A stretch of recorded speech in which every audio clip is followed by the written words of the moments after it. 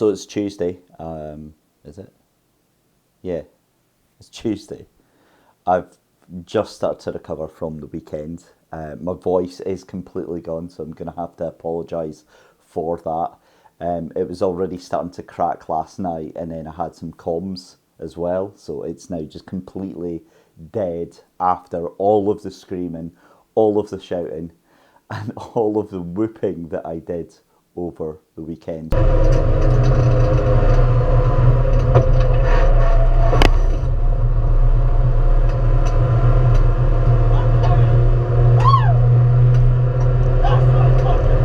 Where to start then?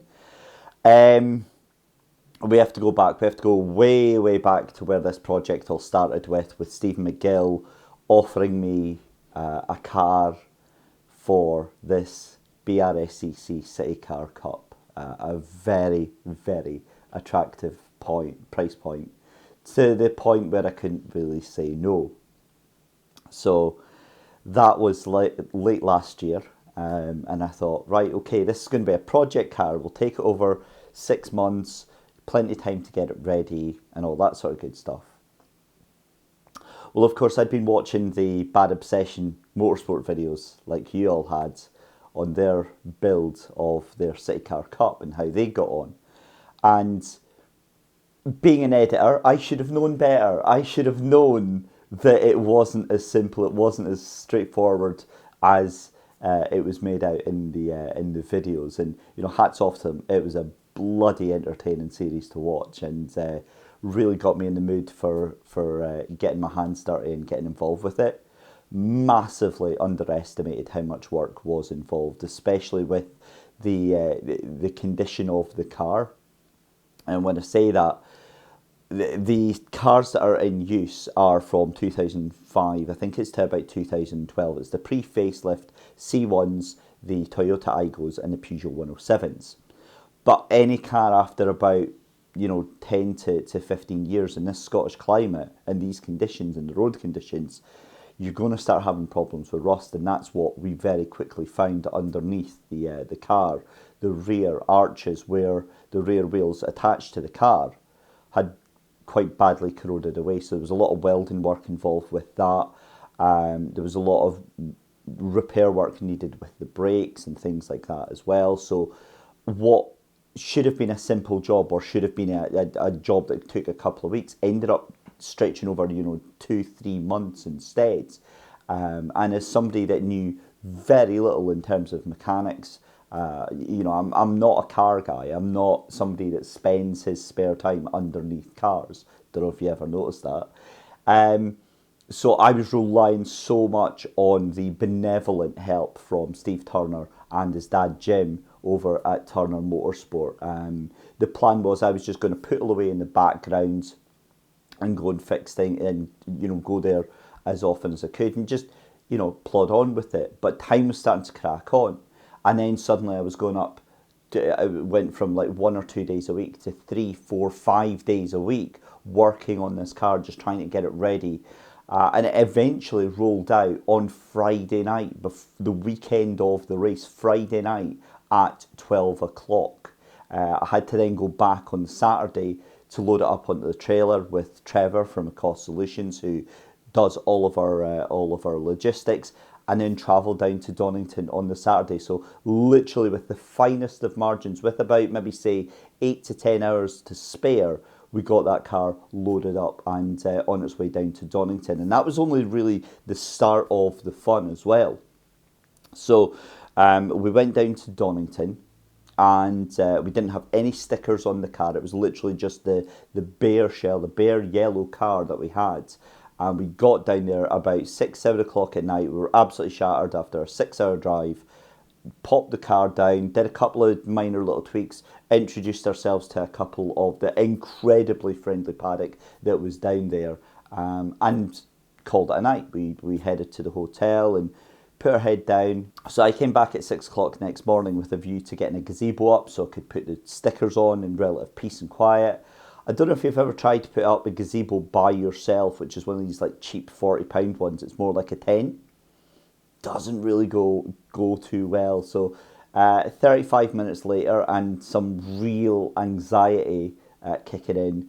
Didn't happen, gave up, threw it back in the car and decided to start working on the car instead. Got the stickers from, I think it was Martin Piccolo, who gave us the sticker pack for the car. Got that, started to get on, got my numbers on and all that, but by which point we're already into 9 o'clock or 8:45 and qualifying is just about to get underway. So massively underprepared for the race weekend. I've still to do things like I've got to get my GoPro on, I've got to go and get suited and booted, I've got to go and get the straps all sorted out. So maybe stuff that I should have been focusing on beforehand. But it's like I ask one of the staff members, our championship coordinator, I've still got this to do. Can I go and do it in the holding area? It's fine. You'll have 10 minutes. Okay. Word to the wise, you never have 10 minutes in the holding area. You will not have that time. Got down to the holding area, the scrutineers roaring at me, get your gloves on, get your helmet on. And I'm like, but I've still got all this stuff to do. And eventually, one of the scrutineers came down. It was a guy, I think it was, Lindsay said his name was Bob. And he's like, right, just calm down, sit there, we'll sort it out for you. And then, so I ended up getting out the car. They sorted out the belts, fixed all that up. It was all good. I was having, by this point, a full-blown panic attack. Like, I'm literally... If any of you have ever seen me up at Knock Hill when I'm stressed and flustered and I'm, like, all over the place, absolutely useless, right? It's hilarious looking back in hindsight, but I'm having the full-blown, like, hyperventilating, and, yeah, I'm absolutely useless. So, huge thank you to the scrutineers for sorting me out for that one. But, I mean, it's one of those first-time things that will, like, never happen again, because they explained what was wrong with the belts and they explained how to fix it in great depth as well. So, I mean, it was just brilliant to have that all, explained to you, so I don't have to rely on other people doing that for me. Anyway, we make it onto the track for qualifying, and the only thing that is in my head during qualifying is I've got to do 3 laps. I've got to do 3 clear laps to qualify for the race. If I don't do those 3 laps, I will not be allowed to race. Simple as that, right? So I've got my little hat on, I'm driving Miss Daisy, I'm doing my best Sunday driver impression. So my plan is literally just to stick to the right-hand side of the circuit and get my 3 laps in, just keep myself to myself. And it's a good job I did that, because qualifying was crazy. 2 cars into the kitty litter on the first lap, and I'm just like, yep, glad that's not me.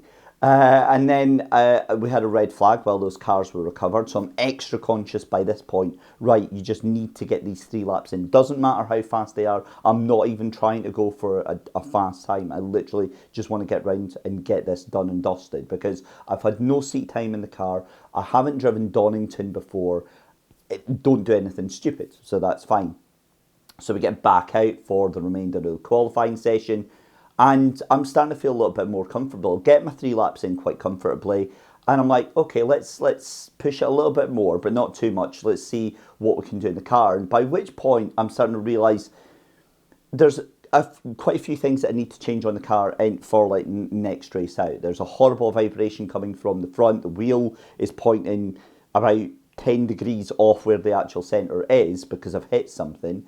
But it's fine. The car's fine. I'm enjoying it, and we're sort of getting going quite quickly. And I think, right, I'm going to go and start a fast lap here, except I'm coming along the start-finish straight, and there's another car that just comes up behind me doing about 20 miles an hour more and comes flying past me. So obviously move over, and yeah, it makes me realise very quickly that there's a lot to gain in terms of pace and things like that. So another red flag comes out as some unfortunate soul has their rear left wheel come off at Coppice, and so they're stranded in the middle of the road, glass everywhere. Red flag comes out. That's the end of the qualifying session. I don't care. I'm happy. I've done my 3 laps. Let's get going on to the race. Go through and have my very first call up of the day to race control. And I say first because I got called up twice for incidents that I wasn't actually involved in.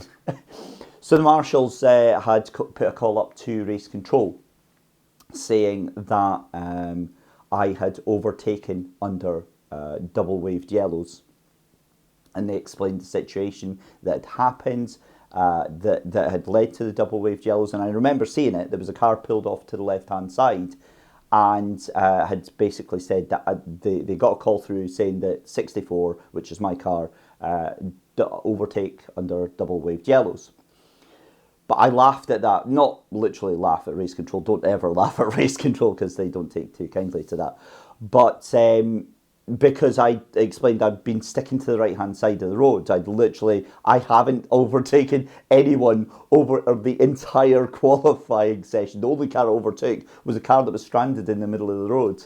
They then clarified that I wasn't actually the car overtaking. It was the car overtaking me under waved yellows, but by which point I'd let off the gas into turn one anyway, and kind of just let them through. So yeah, there was no issue on my part, but that was, yeah, as I say, first of two calls up to race control. Qualifying's done and dusted. Somehow I'm not last. Qualified 26th out of 37 cars that took part in qualifying.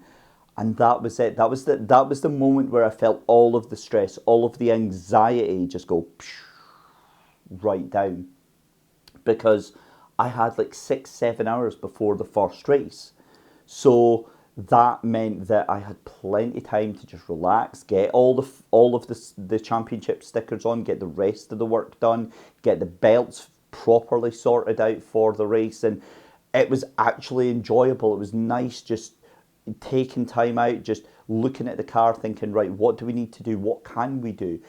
We changed pressures, for example, on the tyres. The one thing that I'd heard about from up here in Scotland with the C1 Championship is that they were running seemingly ludicrous high pressures, 60 psi. And I was rocking about in qualifying using 35, 36, and the car felt just very, very lazy and like a plate of jelly. And then it was when the guys from Bad Obsession actually came by, said hello to me, and were chatting about the car, and they were chatting to the guys next door about their car, who are massive Bad Obsession fans, and had overheard that the guys next door were running similar PSIs to me. I think they were on 36 as well. And they were just like, no, that's way too low. You need to be up at least 50 to get anything from the car. And I thought, right, okay, let's give that a try. And yeah, the difference was absolutely night and day. Fired up all of the tyres to 50 to give it a go, and the car just totally came alive. Different little animal altogether.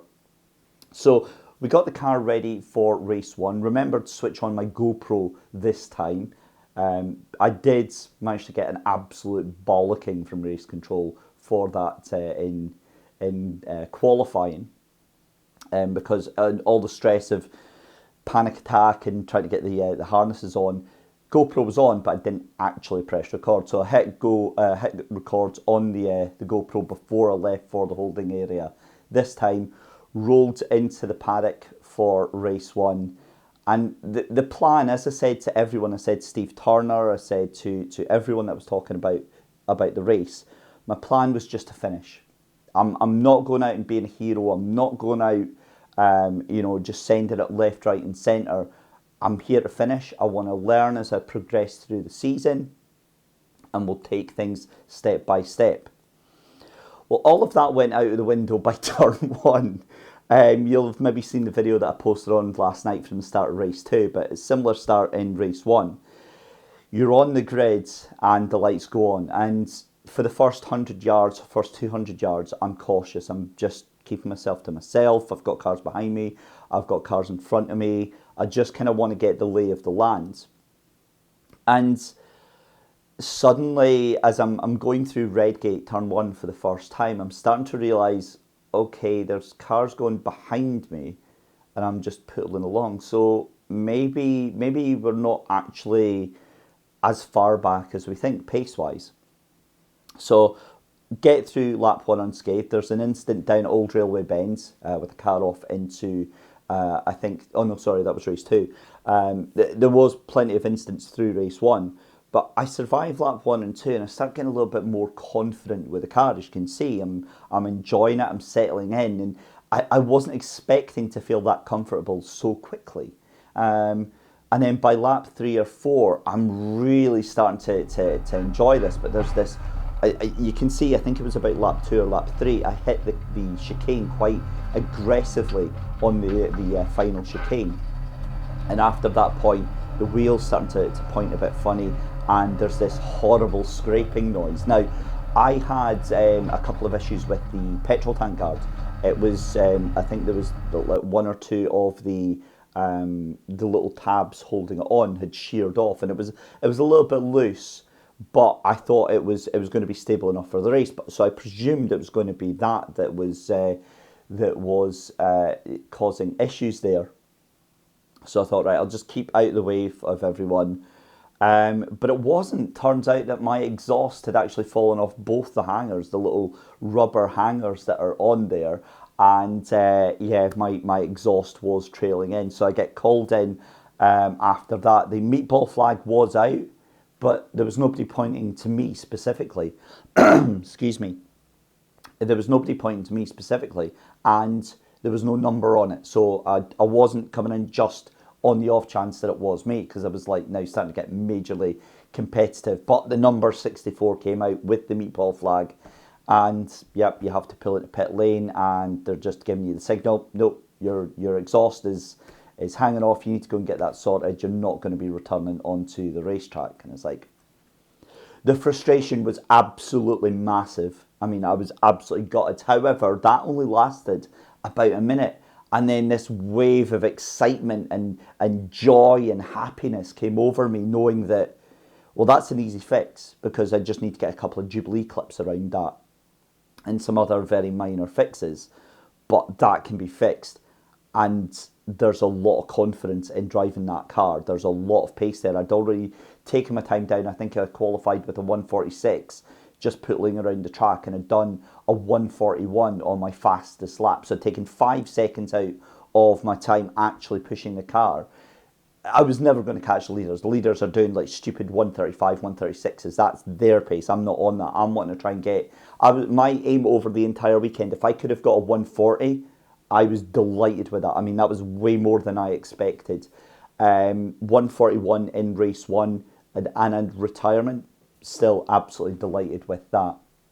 We got back, and it was the team that was right next door to us, the guys sponsored from Brighton Tyre Centre, that were just amazing. They gave us Jubilee clips, they helped us out. I actually had to go back up to race control after race 1. Again, this time I had GoPro footage to prove that I've not done anything. The car hasn't got a scratch on it. And yeah, so the 64 was involved, that was me, involved in side-to-side contact with another car. Now, I've done the C1s at Silverstone, the 24-hour in 2018.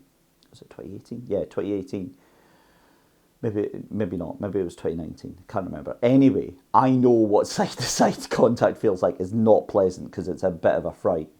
And the fact that there was definitely no side-to-side contact with any other car. I came close on a few moves, but there was no touching whatsoever. And I went up to see who it was. It was actually Simon Tulin in the number 5, I believe it was, that was said to have the contact with. And we had a chat, and we were both looking at each other, scratching our heads. And I'm like, Simon, I wasn't anywhere near you. You were 10 cars above me. But again, it was a case of mistaken identity, being radioed into race control. So yeah, it's always unnerving when you get called up to race control, but it's like, when they say, I'm going to let you off with this one this time, it's like, yeah, that's a good job, because I didn't do anything. But I mean, like, they have a very stressful job, and they get quite a lot of drivers that they have to deal with. So having worked at Knockhill and having known how stressful their job is, it's fine. I get to walk away. I've done nothing wrong. It's all good. And get to prepare for race 2. But by which point, the whole focus of this is actually by the time I walk back to my car, the guys next door at the number 30 car have been under my car and helping fix the exhaust. I didn't ask them to. They didn't say anything. They just took it upon themselves to jump under, put Jubilee clips on, get a bit of tape round, and help us finish off clamping. So, I mean, for my first race championship that I'm involved with, I just find that amazing, that sort of camaraderie and that sort of like everyone helping each other out. It's almost overwhelming actually, because it's just so nice to see. So a huge thank you to the number 30 team, who are right down below, really. Anyway, race 2. So race 2, now I'm starting to get really excited because I'm thinking, yeah, I can get stuck into this now. The car's in a reasonably good place. It's the final race of the day. I can see what happens here, and what unfolded was just brilliant because I had nothing to lose. I started at the back of the grid, P37 or P38. I think there was 38 cars that were lined up on the grid on the green flag lap, but one pulled off on the green flag lap. So I was like, yep, there we go, bonus, little place made up for us there. And the lights come on, and I'm sitting there and I'm waiting, and the lights go off, and I've got a great start. I've got like already up to the cars up in front. I think I've passed about maybe 2 cars by Redgate by the time we're out Redgate. We'll go down again, and I've passed another 2 cars by the time I'm into Old Railway Bend, come round the outside. I do pass the number 30, and I feel terrible because of all the help they've given me. Pass them on the run up McLean's, and then coming up to Coppice as well. So I am just absolutely going for it. It's like 6 cars that have passed by this point. But I get to the final chicane on lap 1, and I've almost got this guy that's in front of me. But the number 30 gets a brilliant slingshot and takes that place back. And then there's a safety car on lap 1 because of a car off at Old Railway Bend. So the safety car comes out. It takes about a good 5-10 minutes to get finished, and then there's a 10-minute dash for the rest of the race. And I can't even remember too much of it. I just head down, I just firing in the laps, and there was a good maybe 5 or 6 cars that I end up passing on the road. So I end up going across the line in 25th place, and I actually get another 2 places from 2 guys that were disqualified for causing a collision, which ends up putting me up to 25th place out of 38 cars.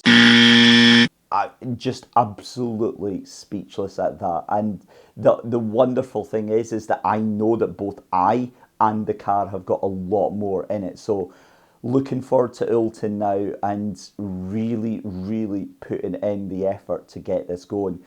Thankfully, the late nights through in Straven are done and dusted. The car's in a good place. It's now over at Glenfield Auto Centre, where it's going to get some corner weights done, and it's going to get all that sort of performance work done on it, so we can really get the most out of the car.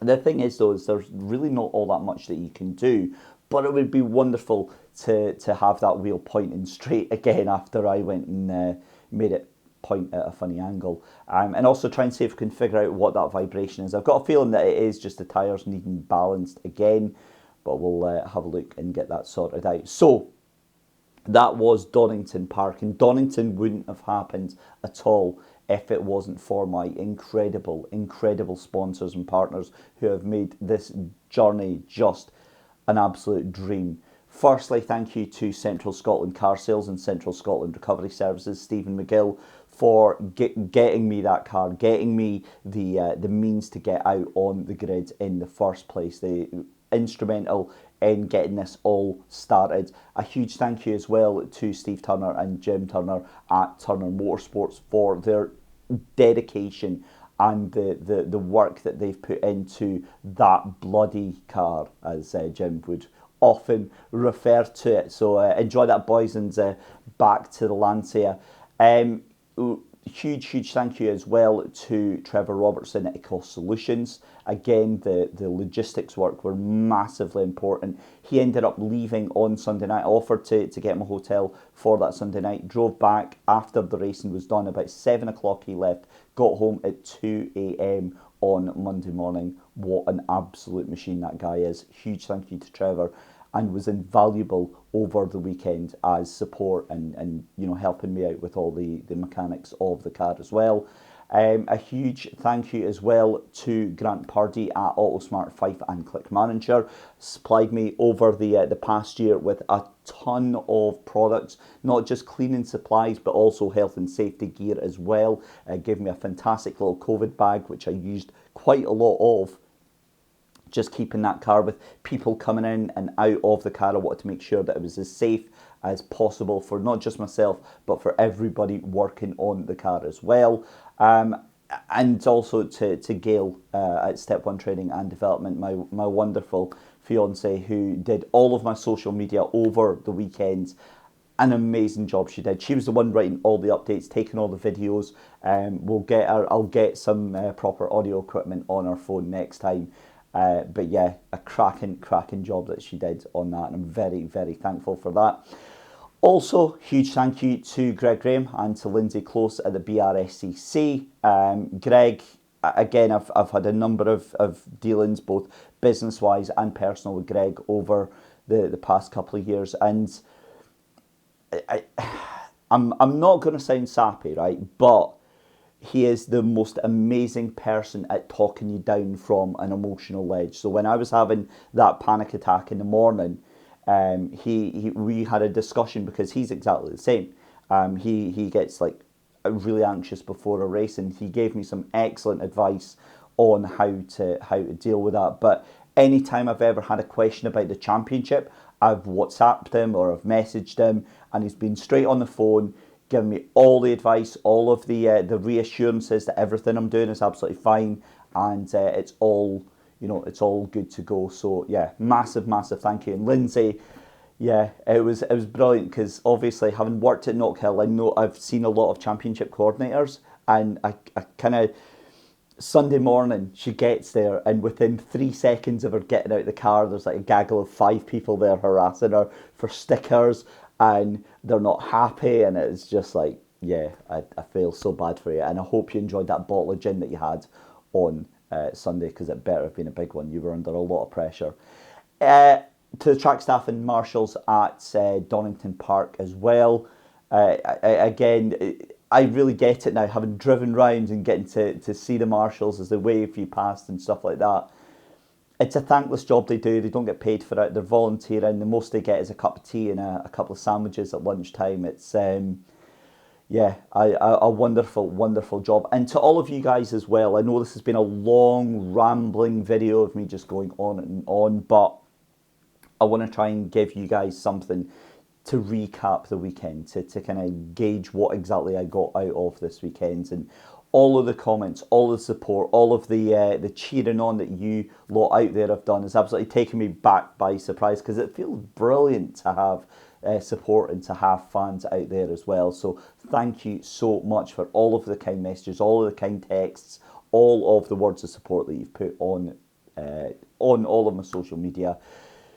And that's it. The talking is over. We move on now to Oulton Park, June the 19th. I'm really looking forward to that. I'm going to be doing quite a bit of work in the sim on that as well.